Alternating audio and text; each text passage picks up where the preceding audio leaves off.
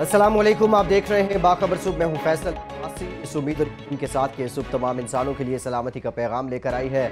आपकी सुबह को, आपके दिन को बाखबर बनाने के लिए हम हाजिर हैं। मेरे से स्टूडियोज़ में तशरीफ़ रखते हैं सीनियर सहाफ़ी, सीनियर तजियाकार इकराम होती साहब। होती साहब, बहुत शुक्रिया आपके वक्त का। तो उनके साथ ही साथ तशरीफ़ फरमा है सीनियर कॉरेस्पॉन्डेंट 92 न्यूज़ तजियाकार सुहेल इकबाल भट्टी साहब। भट्टी साहब, आपका भी शुक्रिया। पहली खबर आप ही की है, आप ही से आगाज़ करते हैं। यूटिलिटी स्टोर्स कॉरपोरेशन, इसकी माली बदहाली बढ़ती ही जा रही है, लेकिन इसके साथ साथ कुछ मनपसंद इनके वेंडर्स, कंपनियां उनको करोड़ों रुपए बांटे भी जा रहे हैं। आपसे मैं जानना चाहूँगा, 1400 स्टोर्स मुल्क भर में मुमकिन तौर पे बंदिश की भी खबर थी। जो वर्कर्स हैं, मुलाजमीन हैं, उनमें क्या तशवीश पाई जाती है? और ये मनपसंद जो पैसे दिए जा रहे हैं, इसके पीछे कौन है, कारीगर कौन है? फैसल, देखिए, पाकिस्तान तहरीक इंसाफ की हुकूमत की जानिब से इनके मुशीर बराए सनअत व पैदावार अब्दुल रज़ाक दाऊद साहब ने 27 अगस्त को ये अनाउंसमेंट की थी कि यूटिलिटी स्टोर कॉरपोरेशन के लिए जो फर्दर प्रोक्योरमेंट है वो फौरी तौर पर बंद कर दी जाए। जब आप प्रोक्योरमेंट बंद कर देंगे तो अल्टीमेटली वो जो 14 या 1500 स्टोर्स की बंदिश की बात हो रही थी, जिनके ऊपर ये जस्टिफिकेशन पेश की गई थी कि जिनकी माहाना सेल 1 लाख रुपए से कम है, अब उन्हें हम मज़ीद नहीं चला सकते, उनको बंद करना है। इस जानिब कदम उठाया जा चुका है, प्रोक्योरमेंट के ऊपर बैन है। और यूटिलिटी स्टोर्स अपनी तारीख के बदतरीन ना सिर्फ माली बहरान से गुजर रहा है, बल्कि एक बहुत बड़ा क्वेश्चन है कि क्या वाकई ही इसकी रिस्ट्रक्चरिंग हो पाएगी या अल्टीमेटली महलावार यूटिलिटी स्टोर कॉरपोरेशन को बंद कर दिया जाएगा। इन हालात के अंदर जब हमने पहले मामला बात की कि यूटिलिटी स्टोर कॉरपोरेशन क्यों इस तबाही तक पहुंचा, एक पूरी स्टैटिस्टिक हमने चेक की है, जिसके मुताबिक पाकिस्तान पीपल्स पार्टी का, जिसे हम बैड गवर्नेंस के हवाले से एक दौर पहचाना जाता है, जो यानी माली साल 2012-13 तक भी यूटिलिटी स्टोर कॉरपोरेशन मुनाफे में रहा है, मुनाफा भी कमाता रहा है और गवर्नमेंट ऑफ पाकिस्तान को टैक्स कलेक्शन के अंदर भी उसका बड़ा शेयर रहा है। 2013 के बाद मुस्लिम लीग नून की गवर्नमेंट आई, उससे ऑनवर्ड तमाम फिस्कल ईयर के अंदर पाकिस्तान मुस्लिम लीग नून के दौर हुकूमत में यूटिलिटी स्टोर कॉरपोरेशन मुसलसल खसारे में रही है। किसी ने उसको खसारे को दूर करने की कोशिश नहीं की। लगता यह था कि डेलिबरेटली यूटिलिटी स्टोर कॉरपोरेशन को तबाही की जानिब ले जाया जा रहा है। वजह क्या थी? 5 साल के दौरान 12 MDs का तब्दील किए गए। उसके साथ बड़े ओहदों के ऊपर जो तकर्रियाँ थी वो फवाद नफाज साहब करते रहे। चीफ फाइनेंशियल ऑफिसर होती साहब किसी भी इदारे का, आपको पता है कि उसकी बैकबोन है, उसको माली बहरान से निकालने के लिए या उसकी फ्यूचर स्ट्रेटजी तय करने के लिए, उसको मुनाफा बख्श बनाने के लिए MD से ज़्यादा कलीदी किरदार अदा करता है चीफ फाइनेंशियल ऑफिसर। और जब यहाँ पर हमने देखा कि कोई मुस्तकिल MD अपॉइंट नहीं हो पा रहा था, ब्यूरोक्रेट्स को मुसलसल अपॉइंट किया जा रहा था, ऐसे मौके के अंदर चीफ फाइनेंशियल ऑफिसर के ऊपर ही सबसे भारी जिम्मेदारी आयद होती है। हमूद रहमान साहब, जिनकी तकर्री खिलाफ कानून थी, गलत तरीके से की गई, उन्होंने जो मुसलसल अपने जिस मिशन पर आए थे उसको उन्होंने जारी रखा। अब लेटेस्ट ये है कि जब government of Pakistan funds release नहीं कर रही, जो गवर्नमेंट के ज़िम्मे वाजिबात हैं वो अदा करने को तैयार नहीं है, और अब्दुल रज़ाक दाऊद साहब वो तय कर चुके हैं कि हमने इसको यूटिलिटी स्टोर कॉरपोरेशन को या तो इसके नंबर ऑफ जो स्टोर्स हैं उनको कम करना है, या इसकी रिस्ट्रक्चरिंग करनी है, या इसको बंद कर देना है। ऐसे मौके के ऊपर जो थोड़े बहुत पैसे बचे होते यूटिलिटी स्टोर कॉरपोरेशन के पास, उसको एक फाइनेंशियल डिसिप्लिन के तहत रिलीज़ करने के बजाय हमूदुर रहमान साहब ने इख्तियारात का गलत इस्तेमाल करते हुए 10 करोड़ रुपए की रकम मुख्तलिफ मनपसंद कंपनियों को जारी कर दी, जिसके ऊपर MD यूटिलिटी स्टोर्स ने नोटिस लिया है। 3 रोज के अंदर उनसे जवाब तलबी की गई है, और इनके नोटिस के अंदर जो फाइनल नोटिस है उसके अंदर लिखा गया है कि हमूदुर रहमान साहब ने माली बेज़ाब्तगी के मुर्तकिब हुए, उन्होंने खुद बुर्द की है, मिस ऑपरेशन ऑफ फंड्स है, और इख्तियारात का गलत इस्तेमाल किया है। ये किसी भी कंपनी के CFO के ऊपर इससे बड़ा चार्ज नहीं हो सकता। बट सब एक तशवीश जो है वो यूटिलिटी स्टोर्स कॉरपोरेशन के मुलाजमीन में पाई जाती है, उनके तहफ़्फ़ुज़ात क्या हैं? Chairman utility stores workers association Syed Arif Shah साहब हमारे साथ लाइन पे मौजूद हैं, उनसे जान लेते हैं। शाह साहब, आपको क्या पैगाम दिया गया? ये जो ऑपरेशंस डिस्टर्ब हुए हैं, इसकी वजह क्या है? अफसरान बाला इससे मुतालिक क्या कह रहे हैं? बिस्मिल्लाहिर्रहमानिर्रहीम। शुक्रिया फैसल साहब, आप प्रोग्राम में मुझे लाइव लेने का। तो फैसल साहब, सूरत हाल ये है कि जो पिछली जो सूरत हाल थी वो भट्टी साहब ने आपके सामने पेश की है। मौजूदा सूरत हाल ये है कि जो हमारे मुशीर साहब आए अब्दुल रज़ाक दाऊद साहब, उन्होंने बगैर सोचे समझे प्रोक्योरमेंट पर पाबंदी लगा दी। यूटिलिटी स्टोर कॉर्पोरेशन बेसिकली जो है लोगों को एशिया सर्व फराहम करने वाला अदारा है।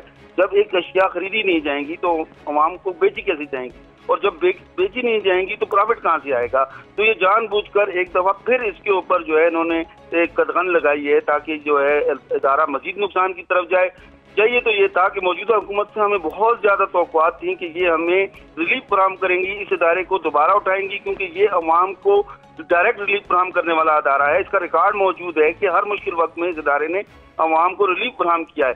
लेकिन मौजूदा मुशीर वज़ीर आज़म साहब जो हैं उन्होंने बिल्कुल एकतरफा तौर पर बिल्कुल हमें इसमें एतमाद में भी नहीं लिया गया और पाबंदी लगा दी, और बार बार हमारी यकीन दहानियों के यादाश्त पेश करने के वो अभी तक जो है इसी तरह पाबंदी लगी हुई है। मैं समझता हूँ कि ये इदारे को बिल्कुल तबाह बर्बाद करने की शाह साहब ये बताएं कि 3 फायदे हैं यूटिलिटी स्टोर के।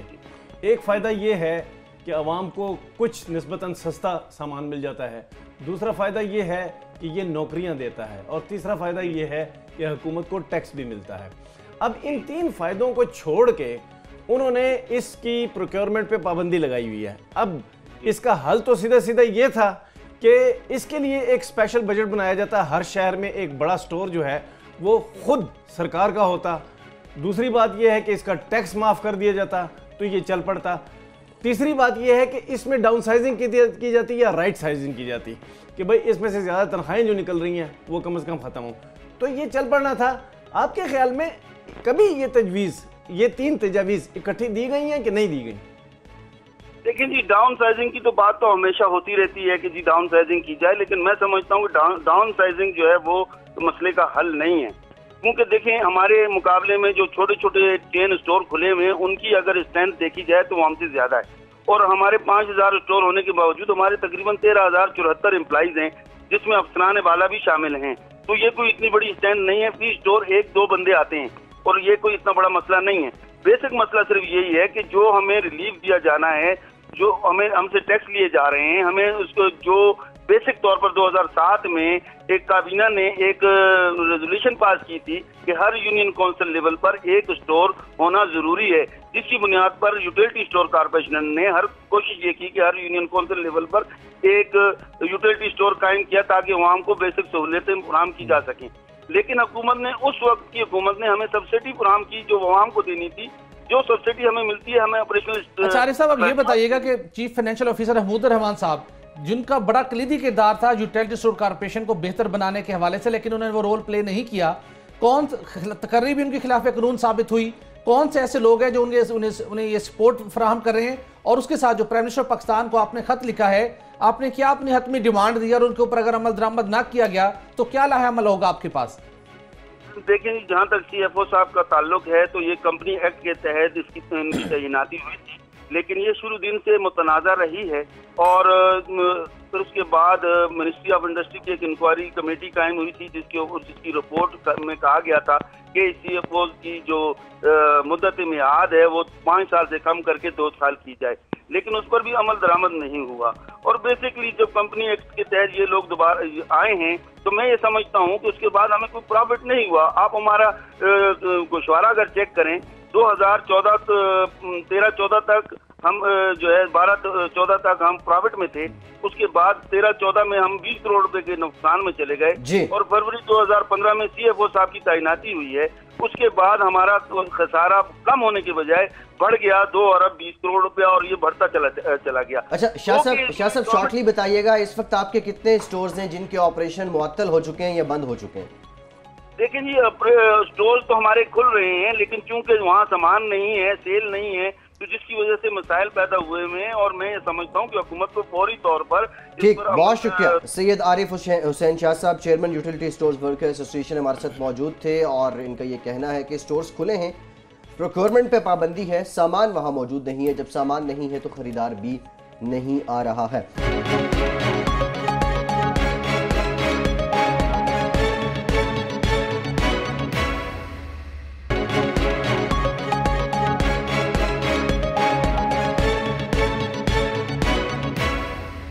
अगली खबर की जानिब बढ़ते हैं। पाकिस्तान का एक सबसे बड़ा मसला जो पिछले कुछ सालों से रहा वो तवानाई बहरान रहा, और तवानाई बहरान में बिजली का शोबा अहम, और बिजली के शोबे में ایک بہت بڑا مسئلہ بجلی چوری تھی. بجلی چوری روکنے کے لیے ایک منصوبہ ہوتی صاحب بنایا گیا, اس سے متعلق باتیں ہوئیں, لیکن اب آپ کی خبر سے لگ رہا ہے کہ یہ منصوبہ کھٹائی میں پڑا ہے. کون مخالفت کر رہا؟ جی یہ ٹیکنیکل سی بات ہے چھوٹی سی, وہ پہلے میں کر لوں تو پھر اس کے بعد. یہ ہے ایک سمارٹ میٹر ہے اور دوسرا ہے پری پیڈ سسٹم, یعنی ایک ایسا میٹر جس میں اگر آپ نے کارڈ نہیں ڈالا تو آپ کو بجلی نہیں ملے گی. اب اس دو میں یہ معاملہ پھنسا ہوا ہے, یہ کافی عرصے سے اسی میں پھنسا ہوا ہے. پری پیڈ والے جو ہیں وہ کہہ رہے ہیں یہ توانائی کے محکمے کے اندر, اور ان کو جو ایکسپرٹس جو کنسلٹنٹس بتاتے ہیں کہ پری پیڈ کے بغیر پاکستان کا مسئلہ نہیں حل ہونے والا. سمارٹ میٹرز والے کہہ رہے ہیں کہ نہیں سمارٹ میٹرز کریں. اب پری پیڈ میں تو کوئی تھوڑا سا نظر آتا ہے کہ جان ہے, یہ سمارٹ میٹرز والے جو ہیں یہ شاید کسی کمپنی کے نام پہ یہ کر رہے ہیں. یہ کیا ہو رہا ہے؟ یہ ایک کنفیوژن پھیلی ہوئی ہے. اس کام کے لیے سمارٹ میٹرز کو پہلے منتخب کر لیا گیا اور ایشیائی ڈیولپمنٹ بینک جو ہے, ایشیائی ترقیاتی بینک, ایشین ڈیولپمنٹ بینک, اس سے کہا گیا کہ آپ ہمیں $400 ملین کا قرضہ دیں, 40 کروڑ ڈالر کا قرضہ دیں. 40 کروڑ ڈالر جو ہے وہ منصوبے کو شروع کرنے کے لیے تھا. اب یہ 40 کروڑ ڈالر سے انہوں نے منصوبہ شروع کرنا تھا ابھی, صحیح, یعنی کہ جون تک مکمل ہونا تھا. یہ جو جون آ رہا ہے, انہوں نے اتنی دیر کر دی اس میں فیصلے کرنے میں کہ ایشین ڈیولپمنٹ بینک نے کہا کہ بھائی یہ میں دوسرے لوگوں کو بھی قرضہ دیتا ہوں, آپ بھائی برائے مہربانی مجھے بتائیں کہ آپ نے یہ قرضہ لینا ہے کہ نہیں لینا. اگر نہیں لینا تو میں یہ کسی اور کو دوں. انہوں نے اس کا بھی تسلی بخش جواب نہیں دیا. اب یہ پاکستان میں بجلی چوری کے بارے میں سیریسنس دیکھیں, اور یہ پچھلے 10-12 مہینے سے یہ کچھ ہو رہا ہے. انہوں نے ایشین ڈیولپمنٹ بینک والوں نے کہا کہ بھئی ہمارا ایک افسر اکتوبر میں آ رہا ہے, اگلے مہینے ایک افسر آ رہا ہے بڑا, یعنی کہ وائس پریزیڈنٹ آ رہا ہے, اس سے آپ بات کریں. لیکن جو میں نے محکمہ توانائی سے معلوم کیا ہے, وہاں پہ نہ سمارٹ میٹر کے بارے میں بھی فیصلہ ہوا ہے, نہ پری پیڈ میٹر کے بارے میں فیصلہ ہوا ہے. اگر یہ پری پیڈ میٹر کے بارے میں فیصلہ نہیں کرتے تو اس کا مطلب ہے یہ چوری جاری رکھنا چاہتے ہیں. چوری میں محکمہ توانائی پھر انٹرسٹڈ ہے. کیوں انٹرسٹڈ ہے؟ کیونکہ چوری میں فیلڈ آفیسرز انٹرسٹڈ ہیں. فیلڈ سے اس کی مخالفت ہو رہی ہے پری پیڈ کی. ان کو اور بندے یہ کوئی چائنا سے پکڑ کے لا رہے ہیں, کوئی فرانس سے پکڑ کے لا رہے ہیں, کوئی یونان سے پکڑ کے لا رہے ہیں, کوئی ٹرکی سے پکڑ کے لا رہے ہیں کہ یہ آپ کے سسٹم میں چوری کو کم کر دے گا. جب اس یورپ میں پری پیڈ اڈاپٹ ہو گیا ہے ہر چیز کا, یعنی کہ ان کے تو لینڈ لائن کا بھی پری پیڈ جو ہے اڈاپٹ ہو گیا تھا. تو اگر آپ نے پری پیڈ اڈاپٹ کر لیا ہے تو آپ نے کرنا ہے تو آپ ان کو بتاتے کیوں نہیں؟ یہ اس کو ڈیلے کیوں کر رہے ہیں؟ پری پیڈ کے لیے جو پیسے چاہیے وہ ذرا زیادہ چاہیے ہوں گے ان کو, لیکن کیا اگر 40 کروڑ کے بجائے 60 کروڑ ڈالر لگا لیں آپ, لیکن فیصلہ بھی ٹائم پہ کر لیں اور انشور بھی کر لیں کہ بجلی چوری نہ ہو, تو اس میں کیا مذائقہ ہے؟ یہ فیصلہ نہیں ہو پا رہا. تو سب یہ فیصلہ اس لیے نہیں ہو پا رہا کہ ماہانہ 20 سے 25 روپے کی وہ بجلی جو کہ صرف چوری کی جاتی ہے, اس کے اندر ہم ٹیکنیکل لاسز کی بات نہیں کر رہے کہ جو بجلی تاروں میں سب سٹینڈرڈ تار ہونے کی وجہ سے, ٹرانسمیشن لائن سب سٹینڈرڈ ہونے کی وجہ سے, یا ڈسٹریبیوشن نیٹ ورک کے فالٹس ہونے کی وجہ سے ٹیکنیکل لاسز کی نظر ہو جاتی ہے. یہ ڈائریکٹ جو چوری کی جاتی ہے کمرشل, انڈسٹریل اور اس کے ساتھ ساتھ ڈومیسٹک لیول کے جو صارفین ہیں ان کی سطح کے اوپر, تمام ڈسکوز کا جو نچلا سٹاف ہے ان کی کنوینئنس کے بغیر یہ پاسبل نہیں ہے. لیکن یہ بہت گولڈن اپارچونٹی تھی. اے ڈی بی کی جانب سے یہ آفر کیا گیا تھا لون, انتہائی کنسیشنل ریٹ پر تھا, ٹینڈر بھی اس کے جاری کیے گئے. خواجہ آصف صاحب مسلم لیگ نون کی گورنمنٹ تھی, اس وقت ایک بہت بڑی رفٹ پیدا ہو گئی چونکہ آئسکو کے اسلام آباد الیکٹرک سپلائی کمپنی کے لیول کے اوپر اس کا پائلٹ پروجیکٹ شروع ہونا تھا. وہاں پر یہ تھا کہ یہ ٹینڈر اس ٹھیکیدار کو اوارڈ کیا جائے یا دوسرے کو کیا جائے. اس رفٹ کی وجہ سے وہ سارا پروسیس پہلے ڈیلے کا شکار ہوا, پھر اس کو پروسیس کو ہی سکریپ کر دیا گیا, جس کے نتیجے میں اے ڈی بی نے اپنا یہ جو لون تھا اس کو ہولڈ کر لیا ہے. اب اطلاعات یہ آ رہی ہے کہ وہ اس لون کو کینسل کرنے جا رہے ہیں. اب اس کے اندر ویشیس سائیکل ہے. اسپیشلی تحریک انصاف کی گورنمنٹ اور عمر ایوب صاحب اگر چاہتے ہیں کہ ہم نے بجلی کی چوری پر قابو پانا ہے اور اپنے ماہانہ جو لاسز ہیں چوری کی وجہ سے 2500 روپے تک اس کو روکنا ہے, تو آپ کو الٹیمیٹلی سسٹم پہ جانا پڑے گا. نہیں, لیکن ایک اور بات ہے, یہ پیسے لے کر حکومت پاکستان کیا حرکت کرنے جا رہی ہے یہ بھی تو سوچیں نا. اب عمران خان کہتا ہے میں نیا پاکستان بنا رہا ہوں. نیا پاکستان دو طریقے سے بنتا ہے, چوری روکیں اور ظلم روکیں. چوری اور ظلم. چوری سرکار کرے یا چوری عوام سرکار سے کریں، یہ بھی روکیں، لیکن ظلم بھی روکیں۔ وہ ظلم کیا ہے؟ سرکار ٹیکس بھی لے رہی ہے اور سرکار بھتہ بھی لے رہی ہے قرضے پر، یعنی آپ کو وزارت خزانہ جو باہر کے بینکوں سے پیسے لے کر دے رہی ہے قرضے میں، اس پہ مزید 3-4% بھتہ لے کر اپنے محکموں کو دے رہی ہے۔ اب 12% پہ یہ لون دے گی اس کو وزارت خزانہ، اس کو بھی روکیں۔ کیوں؟ کیونکہ یہ جو منصوبہ ہے یہ تو پھر بہت مہنگا پڑ جائے گا، اور آگے سے یہ کیا ہوگا؟ آگے سے یہ ہوگا کہ اس قرضے کی وجہ سے جو پاکستان کے اوپر قرضوں کا مزید بوجھ ہے وہ مزید بڑھ جائے گا، اور جب مزید بوجھ بڑھے گا تو جو بینک لابی ہے وہ پہلے سے تیار بیٹھی ہے کہ ان کو پھر بعد میں اس بڑے قرضے کے بعد ہمارے چھوٹے قرضے بھی چاہیے ہوں گے، تو یہ ہم سے قرضے لیں گے، آؤ اس منصوبے کو ڈیلے کرواؤ، اس میں فالٹ نکالو۔ وہاں ٹیکنیکل لوگ بٹھا دیے گئے ہیں کہ آپ کو جب مہنگا قرضہ ملے گا، جی آپ کے پاس تھوڑے پیسے ہوں گے، آپ ڈیلے کریں گے، آپ ہم سے قرضہ لیں گے۔ یہ پورا ریکٹ ہے اور یہ ظلم ہے۔ اس ظلم کو عمران خان نہیں روکیں گے تو نیا پاکستان نہیں بنے گا۔ بالکل سر عہدے صاحب، بڑا امپورٹنٹ یہ تھا کہ ہم جو کچھ مرضی ہو، کنسیشنل ریٹ ہو، قرضہ ہوتا ہے۔ بجلی کی تقسیم کار کمپنیوں کو نیپرا جو ہر سال ان کا ٹیرف ڈیٹرمن کرتا ہے، اس کے اندر اس مقصد کے لیے ایک مخصوص اماؤنٹ دی جاتی ہے کہ آپ اپنی پرفارمنس بہتر کرنی ہے، اپنی بجلی چوری کمی کرنی ہے، آپ نے اپنے سسٹم کو اپ گریڈ کرنا ہے۔ تقسیم کار کمپنیوں کے لیول کے اوپر وہ فنڈز کے اندر مس اپروپریشن بہت بڑے پیمانے کے اوپر ہے۔ پیپ کو اس کے اندر لیگلی انوالو ہے، فائنینشیل معاملات کے اندر مداخلت کی جاتی ہے، کمپنیوں کے ان کے بورڈ آف ڈائریکٹرز کو انڈیپینڈنٹلی رن کرنے کی اجازت نہیں دی جاتی، جس کی وجہ سے جو بہتری آنی چاہیے وہ بھی نہیں آ پا رہی۔ اور ہم کیا کہتے ہیں، یہ مسئلہ موجود ہے، اس کو حل کرنے کے لیے ایک ہی حل ہے کہ ہمیں قرضہ لینا ہے۔ قرض لے کر کسی مسئلے کو حل کرنا، اور جس طرح پھر آگے جس طریقے کے ساتھ اس کی گورننس ہوتی ہے، وہ ایک دوہرا مشکلات میں اپنے آپ کو پھنسانے کی بات ہے۔ کمپنیز کے پاس پیسے موجود ہیں، بورڈ انڈیپینڈنٹلی ڈیسیژن کریں تو آپ یہ چوری والے معاملے کے اوپر بھی قابو پا سکتے ہیں۔ یہ پری پیڈ کے لیے آپ اپنا ووٹ کس کو دیں گے؟ پری پیڈ کو دیں گے کہ اسمارٹ میٹر کو دیں گے؟ دیکھیں، یہ ٹیکنیکل ایکسپرٹس کی ٹیم ہے، مختلف جگہوں کے اوپر، کچھ جگہوں کے اوپر سمارٹ میٹر سوٹ کرتے ہیں، کچھ جگہوں کے اوپر پری پیڈ۔ یہ جو اس کی ٹیکنو اکنامک فیزیبلٹی بنی ہے، اینڈ کنزیومر، اس کے مد نظر رکھے جو بیسٹ سولوشن ہے وہ امپلیمنٹ کرنا چاہیے۔ اینڈ کنزیومر اور اس کنزیومر کا کلچر کیا ہے، اور اگر بجلی چوری کوئی کرتا ہے تو کس طریقے سے کر رہا ہے؟ اوسطاً ہر روز تقریباً 1 ارب روپے کی بجلی پاکستان میں چوری ہو رہی ہے۔ انتہائی اہم معاملہ، دیکھتے ہیں پی ٹی آئی کی گورنمنٹ کی اس پہ اسٹریٹجی کیا سامنے آتی ہے۔ شعبہ تعلیم کا تذکرہ کریں گے، بالخصوص 18ویں ترمیم کے بعد ایچ ای سی جب ایک فیڈریشن میں اور دوسرے صوبوں کی ایچ ای سی، پنجاب کے اندر 13 جامعات ہیں 1 سال سے جن کے وائس چانسلرز نہیں ہیں، اور یونیورسٹیز کے بھٹی صاحب مزید کیا حالات ہیں؟ تعلیم میں ہم نے بڑی تبدیلی لے آئے، بڑی ریفارمز کر دی، پچھلی گورنمنٹ کھل کے یہ پرچار کرتی رہی، اشتہاری مہم چلتی رہی، لیکن حقائق یہ ہیں، وجہ کیا ہے؟ فیصل، وجہ ہے سیاسی مداخلت اور اقربا پروری۔ بدقسمتی کے ساتھ ہمارا فوکس ہے صرف پنجاب کے اوپر، جہاں پر 13 جامعات کے جو مستقل وائس چانسلرز ہیں وہ اپوائنٹ نہیں کیے جا سکے۔ اور اوورآل ہم بات کریں تو آج صبح ہی ہمیں فگرز حاصل ہوئے، ملک بھر کے اندر جو مختلف سرکاری جامعات ہیں ان کی تعداد 18 ہیں جہاں پر مستقل ان کے وائس چانسلرز کا تقرر نہیں کیا جا سکا۔ معاملہ یہ تھا کہ پنجاب کے اندر جو پبلک سیکٹر کی یونیورسٹیز تھیں، جس کے اندر میڈیکل یونیورسٹیز بھی شامل تھیں، ان کے وائس چانسلرز کو ایڈ ہاک بنیادوں کے اوپر تقرر کیا جاتا رہا، اور اس کے ساتھ ساتھ جو نیا پروسیس تھا وہ شروع کیا گیا لیکن امپلیمنٹ نہ ہو سکا۔ Ultimately chief justice of Pakistan نے اس معاملے کو ٹیک اپ کیا، سپریم کورٹ آف پاکستان میں یہ مقدمات چلے، اور اس کے بعد پتہ چلا کہ 4 ایسی میڈیکل یونیورسٹیز بھی شامل تھیں اس کے اندر، جس کے اندر فاطمہ جناح میڈیکل یونیورسٹی تھی، فیصل آباد میڈیکل یونیورسٹی تھی، راولپنڈی میڈیکل یونیورسٹی تھی، Lahore college for women university تھی۔ ان کے سربراہان کا جو تقرر کیا گیا تھا شہباز شریف صاحب کے دور کے اندر، وہ میرٹ کی پاسداری نہیں کی گئی تھی، مختلف لوگوں کو نوازا گیا تھا، تو الٹیمیٹلی ان 4 یونیورسٹیز کے وائس چانسلرز کو بھی ہٹا دیا گیا۔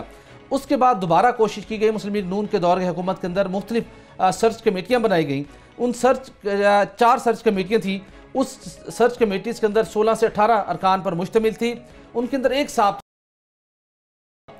تمام کمیٹیز کے اندر ان کو ممبر بنایا گیا، اور فیصل مسعود صاحب بھی وہ شخصیت تھے جو سرچ کمیٹی کے اندر اپنا رول پلے کرتے تھے کہ کون سا کینڈیڈیٹ انہیں سوٹ کر رہا ہے، کس کی تگڑی سفارش چاہیے، اور وہ اس طریقے کے ساتھ کمیٹی کے اندر رہتے اپنا رول پلے کرتے تھے کہ پورا پروسیس متنازع ہو جاتا تھا۔ بہت سے پروفیسر جیسے تھے، جب یہ سرچ کمیٹیز بنی، پروسیس شروع ہوا، انٹرویوز کا سلسلہ شروع ہوئے، تو انہوں نے تحریری طور کے اوپر خط لکھے وزیر اعلیٰ پنجاب کو بھی، اور سرچ کمیٹی کے سربراہان کو بھی، اور چیف جسٹس آف پاکستان کو بھی ان خطوط کی کاپی ارسال کی گئی کہ پروفیسر सूद साहब, हर सर्च कमेटी के अंदर इनको शामिल किया गया है, जिसके नतीजे में मसाइल पैदा होते हैं, वो इसका हिस्सा बनने को तैयार नहीं है। लेकिन उन सर्च कमेटी से काम करने के बावजूद मुस्लिम लीग नून के दौरे हुकूमत में पंजाब की 13 जामियात के मुस्तकिल वाइस चांसलर्स का तकर्रुर ना हो सका। फिर निगरान सेटअप आया, उन्होंने भी सर्च कमेटीज़ को इंटैक्ट रखा, लेकिन कोई हतमी फैसला ना कर पाए। अब पाकिस्तान तहरीक इंसाफ की हुकूमत ने और पंजाब गवर्नमेंट ने, एजुकेशन डिपार्टमेंट ने ये फैसला किया है और हेल्थ डिपार्टमेंट ने, सब ने मिलकर कि नई सर्च कमेटीज़ कायम होनी चाहिए। जो पहले से सर्च कमेटीज़ कायम की गई थी उनको डिज़ोल्व करके नई कमेटीज़ कायम करके यूनिवर्सिटीज़ के मुस्तकिल वाइस चांसलर्स का तकर्रुर होना चाहिए। अच्छा, इसके साथ जो अब नए फिगर सामने आ रहे हैं, 4 ऐसी नई यूनिवर्सिटीज़ हैं जिनके वाइस चांसलर आइंदा 1 साल के दौरान रिटायर हो जाएंगे। HEC ने रिकमेंड किया हुआ है तमाम सूबों को कि किसी भी यूनिवर्सिटी का वाइस चांसलर अगर उसके रिटायरमेंट होने में उसकी रिटायरमेंट से 6 माह कब नए वाइस चांसलर की तकर्री का अमल शुरू कर देना चाहिए, लेकिन इस क्राइटेरिया के ऊपर अमल दरामद नहीं हो पा रहा। इस वक्त सिचुएशन ये है कि जब हम यूनिवर्सिटीज़ के सरबराहान का तकर्रुर नहीं करते, इडहाक के ऊपर मामला चलाने की कोशिश करते हैं, अल्टीमेटली यूनिवर्सिटी के अमूर बुरी तरह से मुतासिर होते हैं और जो हमारी क्वालिटी ऑफ एजुकेशन है वो बुरी तरह से मुतासिर होती है। पंजाब के हायर एजुकेशन कमीशन के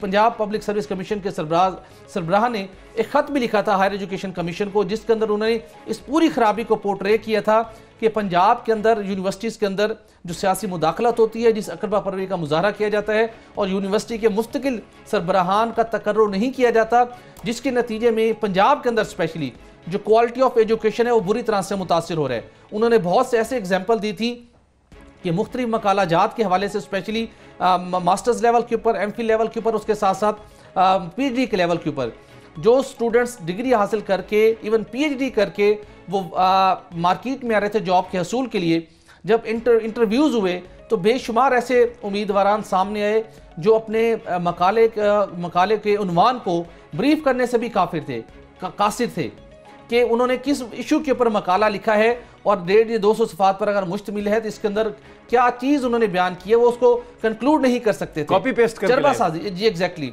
अच्छा, जिसके नतीजे में उन्होंने सिफारिशात अरसाल की थी हायर एजुकेशन कमीशन को और उसके साथ साथ CM पंजाब को कि मुल्क भर के अंदर न सिर्फ तहकीकात की जाए बल्कि जो सरकारी जामियात हैं उनके वाइस चांसलर्स का जो तकर्रुर है मेरिट के ऊपर होना चाहिए और यूनिवर्सिटीज़ के अंदर इस बात के ऊपर चेक एंड बैलेंस रखा जाए कि किस तरीके के साथ प्रोफेसर हज़रात की अदम तवज्जो या उनकी तलबा के साथ उस तरीके के साथ स्ट्रिक्ट मॉनिटरिंग ना होने के बायस क्वालिटी ऑफ एजुकेशन मुतासिर हो रहा है और मुस्तकिल सरबराहान का तकर्रुर जल्द अज जल्द लाजिम होना चाहिए। अब देखना यह है कि नई सर्च कमेटीज़ कायम की जा रही हैं, कितने अरसे के अंदर मुस्तकिल सरबराहान का तकर्रुर किया जाता है यूनिवर्सिटीज़ के। भट्टी साहब ये बताएं कि क्या वाइस चांसलर्स जो हैं, जो नेशनल सेक्टर है हमारा सरकारी, उसमें उनको फाइनेंशियल, टेक्निकल और एडमिनिस्ट्रेटिव ऑटोनॉमी हासिल है? अगर नहीं है उनको और ऊपर से मुदाखलतें हो रही हैं इवन इनके अपॉइंटमेंट्स में, तो इसका मतलब ये है कि ये कम्पीट नहीं कर सकती ये यूनिवर्सिटियाँ प्राइवेट यूनिवर्सिटियों के साथ। तो पहले तो ये फैसला कर दें कि एक ऑटोनॉमी देनी है कि नहीं देनी। ऑटोनॉमी देंगे तो वो जो उनके administrative know how, technical know how, वो जो है वो काम देगी। अगर आपने ऑटोनॉमी नहीं देनी तो फिर तो ये काम नहीं चलेगा। ऑटोनॉमी हर सूरत मिलनी चाहिए, फिर ये आप बेहतर तरीके से काम कर सकते हैं, लेकिन उस ऑटोनॉमी के साथ ये लाजिम है कि यूनिवर्सिटी के सरबराह यानी वाइस चांसलर्स का तकर्रुर मेरिट के ऊपर होना चाहिए। पाकिस्तान तहरीक इंसाफ की गवर्नमेंट ने जो खैबर पख्तूनख्वा के अंदर उन्होंने प्रैक्टिस की थी, जिस टाइप के सर्च कमेटीज़ बनाई गई थी, वही इस फार्मूला अब पंजाब के अंदर उन्होंने इंप्लीमेंट करने का फैसला किया है। जल्द अज जल्द तकर्री होनी चाहिए, ये ओहदे खाली नहीं रहने चाहिए। जब भी आप इडहॉक के ऊपर मामला चलाने की कोशिश करते हैं फिर वहीं पर खराबियां पैदा होती हैं। ठीक, भट्टी साहब एक ब्रेक का कहा जा रहा है, ब्रेक के बाद जब लौट कर आएंगे दीगर मामलात पे बात करेंगे, हमारे साथ रहिए।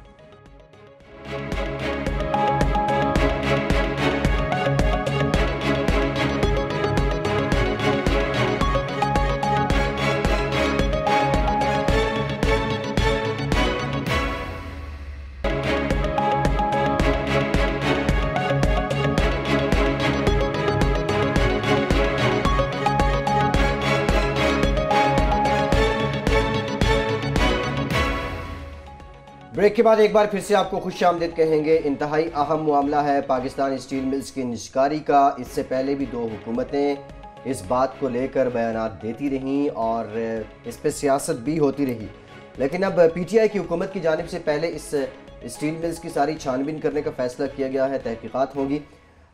होती सब किन बुनियादों पर ये तहकीकात होंगी और कितना वक्त लग सकता है? جی जिस तरह भट्टी साहब की स्टोरी थी कि यूटिलिटी स्टोर कॉरपोरेशन को रखना है या ख़त्म करना है, ये हुकूमत फैसला नहीं कर पा रही। और जिस तरह पहले हमने कहा कि जो मीटर हैं तो वो सही वाले लगाने हैं एंड कंज्यूमर्स के लिए कि नहीं कि वो प्रीपेड हो, इसी तरह यहाँ फैसला नहीं हो पा रहा। ये जो हमारी स्टेट है ये इनडिसिशन का शिकार है। इसकी वजह क्या है? बुनियादी इसकी वजह ये है कि एक तो इस स्टेट में जो ब्यूरोक्रेट हैं वो बड़े बड़े मंसूबों को समझते हैं, उनकी ग्रैप में नहीं आते, उनकी इधर से उधर ट्रांसफ़र पोस्टिंग होती रहती है। जब तक वो समझते हैं उस वक्त तक मज़ीद नुकसान अदारों का हो चुका होता है। दूसरी बात, समझने का जो टाइम है वो किस पे लगाते हैं? वो बैंकों से, इंटरनेशनल ऑर्गेनाइजेशन से, अदारों से बड़े बड़े माल बटोरने के लिए, कनेक्शन बनाने में टाइम लगा देते हैं। स्टील मिल में पाकिस्तान स्टील, ये पाकिस्तान का सबसे बड़ा रिश्ता हुआ फोड़ा है। ये जो ब्लीड कर रहा है PIA, और ये जो ब्लीड कर रहे हैं, ये पाकिस्तान की हिस्ट्री में अगर कोई बड़े बड़े ट्रेजेडीज लिखी जाएंगी तो ये स्टील मिल और PIA दोनों होंगे। बिल्कुल दुरुस्त कह रहे हैं।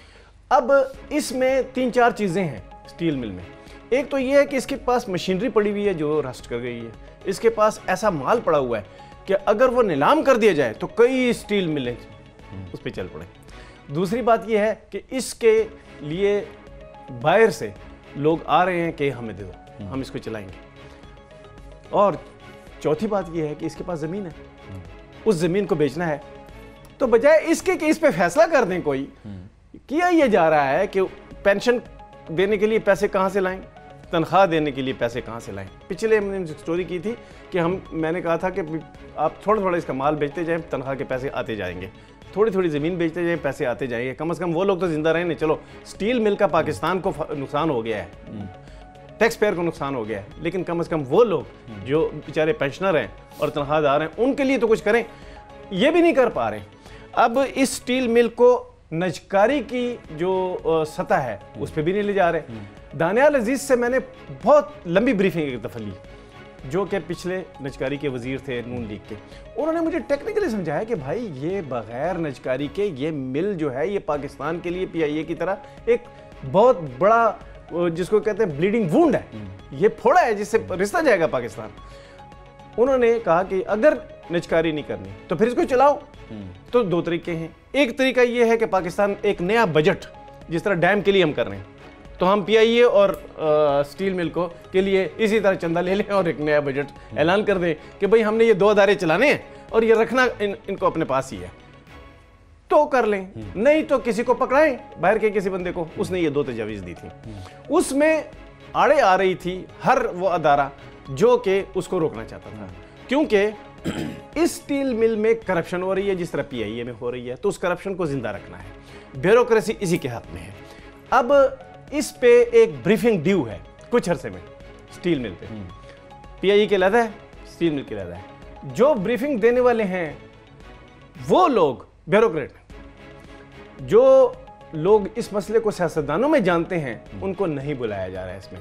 ये एक कमेटी स्पेशल बनने जा रही है जो कि इस पे पूरा अपना वो देगी कि भाई इसका करना क्या चाहिए। एक तजवीज़, एक नेशनल प्रपोजल आएगा उसमें, लेकिन जो नेशनल प्रपोजल आना है ब्यूरोक्रेट्स की तरफ से, उस पे ये शकूक व शुबहात हैं कि वो तो इसको करप्शन का एक दरवाज़ा खुला रखना चाहते हैं। लिहाजा अब ये हो रहा है कि वो डिले हो रही है, वो ब्रीफिंग भी डिले हो रही है। इसी वजह से यहाँ फिर मैं कहूँगा कि इमरान खान को फौरी तौर पे ये बड़े बड़े जो वूंड्स है पाकिस्तान के, इन पे फैसला कर लेना चाहिए फौरी तौर पे, PIA पे और स्टील मिल पे, कि इसका करना क्या है भाई। या तो खुद चला सकती है स्टेट तो चला ले, नहीं चलाना तो इसको जल्दी से निजकारी करें।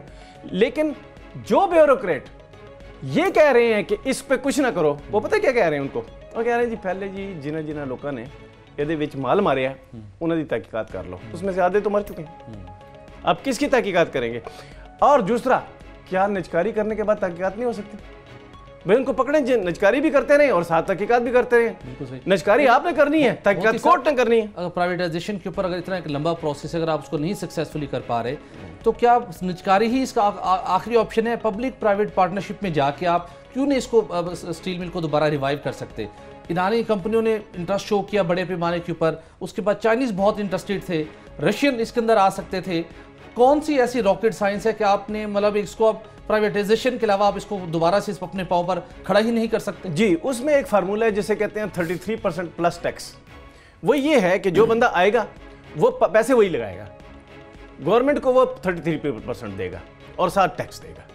ये पिछली निजकारी की जो फ्रेमवर्क बनाया गया था, ये इसमें 33% बहुत पैसा होता है। अगर आपने अपना पैसा नहीं भी लगाना और दूसरे का 33% दे रहा है, अगर वो 10 साल तक आपको 33% देता है और उसके बाद वो ओन कर लेता है और शेयर फ्लोट हो जाते हैं और शेयर से भी आपको आमदन होती है और टैक्स भी आपको मिलता है, तो ये तो पाकिस्तान ही का सासा रहा ना।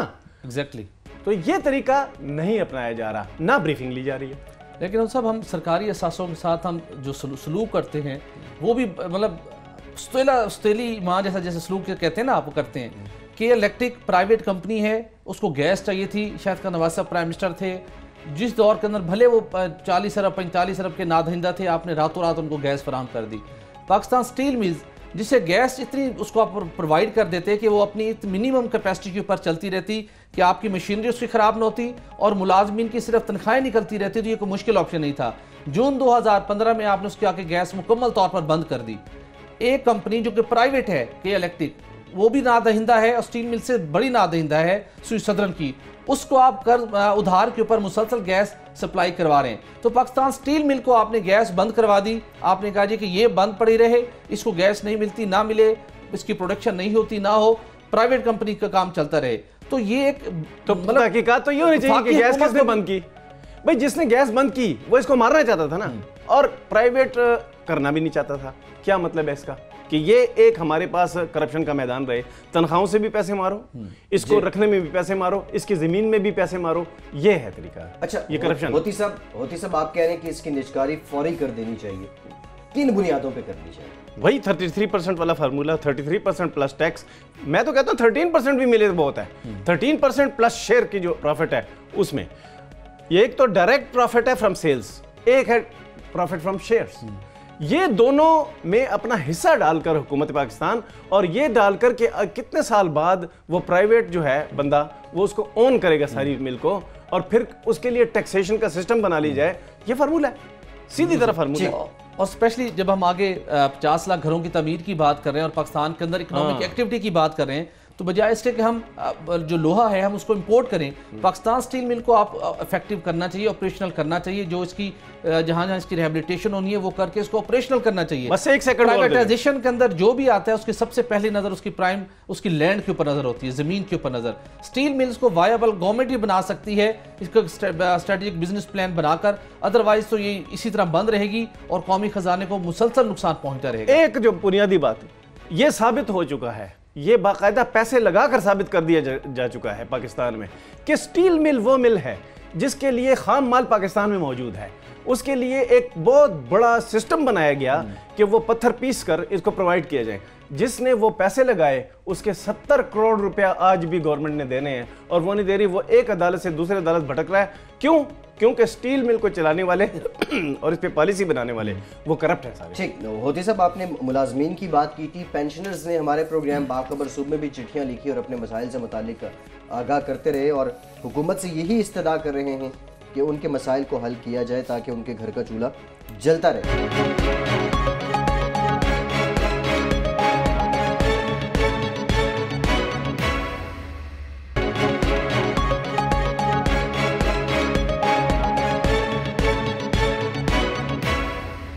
एक और अहम मामला है और लाइफ स्टॉक से मुतालिक है। गुज़श्ता 16 साल के दौरान पाकिस्तान में गोश्त की खपत में 3 गुना इजाफा हो गया है। बटी साहब डिटेल्स तो आप देंगे, लेकिन पैदावार में कितना इजाफा हुआ है साथ ही साथ? फैसल देखिए, पैदावार में भी हमारे यहाँ एक गैर रवायती तौर के ऊपर लाइफ स्टॉक की पैदावार में इजाफा हो रहा है, जो कि हमारे जो इकॉनमी है, जो रूरल इकॉनमी है, वहाँ पर लोगों का सबसे बड़ा इन्हिसार खेती बाड़ी के बाद फिर वो लाइफ स्टॉक के ऊपर है कि जानवर रखते हैं, पालते हैं, और उसके बाद मखसूस औकात के ऊपर फ़रोख्त करके अपनी ज़िंदगी का गुजर बसर करते हैं। लेकिन यहाँ पर मामला ये है कि हम पाकिस्तान जिन चैलेंजेस का सामना है और हमें ज़रिए मुबादला चाहिए, उसके लिए हमारा सारा फोकस जो है ना वो हमारे 5 सेक्टर्स के ऊपर है, जिसको हमने ज़ीरो रेटेड सेक्टर्स का दर्जा दिया हुआ है, जिसके अंदर टेक्सटाइल है, जिसके अंदर लेदर है, जिसके अंदर स्पोर्ट्स है, जिसके अंदर सर्जिकल है, इन शोबों के ऊपर हम सारा फोकस कर रहे हैं कि हमने यहीं से ही सारी इन मसनूआत तैयार करके एक्सपोर्ट करनी है और ज़र मुबादला पाकिस्तान आना है।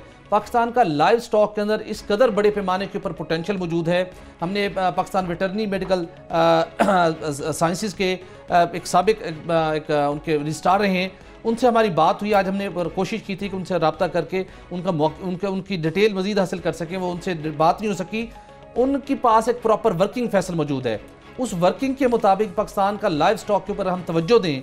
ना सिर्फ पाकिस्तान के अंदर जितनी उसकी खपत मौजूद है, बल्कि अगर हम उसको एक्सपोर्ट लेवल के ऊपर प्लानिंग करके लेके जाएं तो पाकिस्तान की जो 50 रेटेड सेक्टर्स हैं, कुछ सालों के दौरान इनसे ज़्यादा ज़र मुबादला हम लाइव स्टॉक की प्रोडक्ट एक्सपोर्ट करके कमा सकते हैं।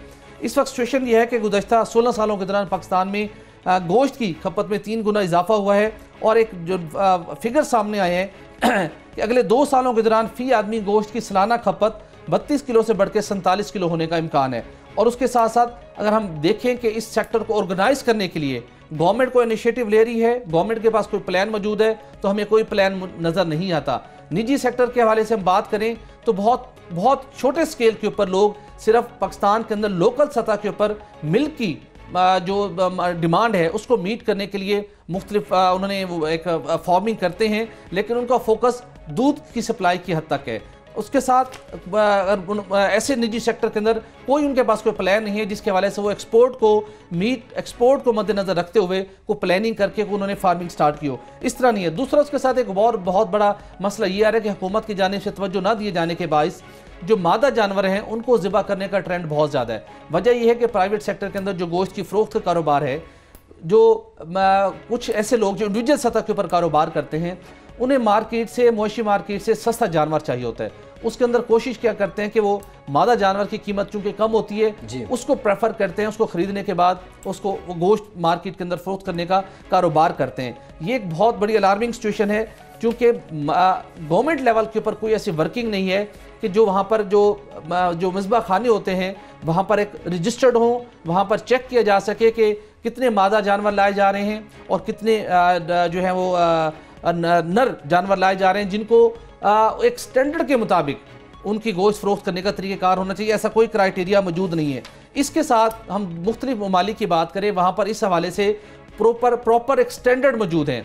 हम नॉर्वे की बात करें, नॉर्वे फिशिंग की एक्सपोर्ट के ऊपर बहुत ज़्यादा उसका इन्हिसार है, बहुत ह्यूज वो ज़र मुबादला कमाते हैं, लेकिन वहाँ पर गवर्नमेंट ऑफ नॉर्वे की गवर्नमेंट ने एक स्पेशल एक रेगुलेटरी एक अदारा कायम कर रखा है जो सिर्फ इस बात का तयन करता है कि 1 साल के दौरान मुख्तलिफ प्राइवेट सेक्टर के लोगों ने मखसूस एरिया के अंदर किस पैमाने के ऊपर फिशिंग करनी है और फिशिंग का जो फिश का साइज़ है किस एज की होनी चाहिए, किस साइज़ की फ़िश हो, नेट किस साइज़ की हो, कि छोटी जो फ़िश है वो उसके अंदर कैप्चर ना हो और 1 साल के अंदर मखसूस हद तक आपने फ़िश को एक्सपोर्ट करना है। एक स्टैंडर्ड सेट किए हुए हैं, लेकिन बदकिस्मती के साथ हमारे यहाँ पर कोई स्टैंडर्ड ऐसा सेट नहीं किया गया। भट्टी साहब, इसमें कुछ चीज़ें हैं जिनकी और भी कमी है। जदीद टेक्निक वो हमें नज़र नहीं आती, जो वेटरनरी डॉक्टर्स हैं उनकी रूरल एरियाज़ में रसाई उस तरह नज़र नहीं आती। ऑटोमेशन की हम बात करते हैं, बाकी ममालिक को हम देखें तो अब वो ऑटोमेशन पे जा चुके हैं, एक जानवर का ट्रैक उनके पास मौजूद है। अगर आप चाहें तो इस सवाल का जवाब मैं दे दूं यकीनी तौर पर। फिर बात ये होती है, एक चीज़ और ऐड कर लें, जो पीटीआई की गवर्नमेंट है, आप नहीं समझते कि इनको स्मॉल लोन्स इस तरह लोगों को फैसिलिटेट करना चाहिए ताकि लाइफ स्टॉक की जानिब और रुझान बढ़े और लोगों को आसानी है? इसकी भी ज़रूरत नहीं है, ना किसी चीज़ की ज़रूरत, हुकूमत का कुछ करने की ज़रूरत नहीं है।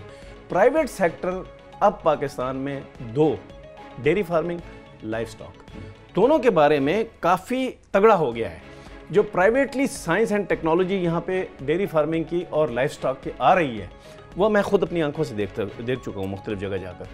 क्यों नहीं हो रहा? उसकी वजह सिर्फ एक है, वो ये है कि डेयरी फार्मिंग के लिए जो ज़मीनें हैं और जो लाइफ स्टॉक के लिए जो ज़मीनें हैं वो मख्तस होनी चाहिए। इसका कल्चर नहीं बना। ये नहीं है कि आप देसी कुकड़ी की तरह अब इसको पालें ना, अब ज़माना ख़त्म हो गया, अब आपने लार्ज स्केल पे इसको पालना है।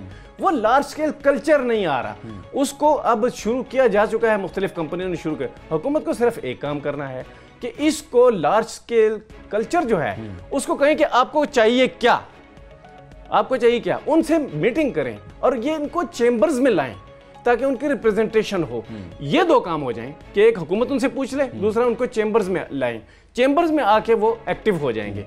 और ये पाकिस्तान के लिए एक खुशखबरी आने वाली है बहुत जल्द, 2-4 साल में, कि पाकिस्तान लाइफ स्टॉक में बहुत आगे चला जाएगा, मुकामी तौर पे लाइफ स्टॉक सस्ता हो जाएगा, और एक्सपोर्ट के लिए जो स्टैंडर्डाइजेशन है, जिस तरह अब्बासी साहब ने कहा कि उसकी वैक्सीनेशन की स्टैंडर्ड, उसकी अपकीपिंग की स्टैंडर्ड, उसका माहौल और फिर उसका सर्टिफिकेशन, ये चारों जो हैं हो जाएंगे। लेकिन जब लार्ज स्केल मनी आती है तो ये चारों होंगे, स्मॉल स्केल पे नहीं होगा। एग्जैक्टली। और फैसल, डिस्ट्रिक्ट लेवल के ऊपर, प्रोविंशियल लेवल के ऊपर लाइफ स्टॉक के डिपार्टमेंट मौजूद है, वो थोड़ा सा लोगों को अगर एजुकेट करें, उन्हें बताएं कि अगर आपने दूध के लिए जानवर, बेसिकली एग्जैक्टली, अगर आपने दूध के लिए जानवर रखने हैं तो कौन सा जानवर ऐसा है जो जिसकी टाइम उतना लगना है उसको पालने का, जो मैक्सिमम आपको दूध फ्राहम कर सकता है। अगर आपने गोश्त के ऑब्जेक्टिव के लिए आपने गोश्त फरोख्त करना है, उसके लिए कौन सा आपने जानवर ऐसा रखना है जो मखसूस अरसे के अंदर जब उसकी ग्रोथ हो जाए तो आपको मैक्सिमम वो गोश्त फ्राहम कर सकता है, ज़्यादा कीमत मिल सकती है।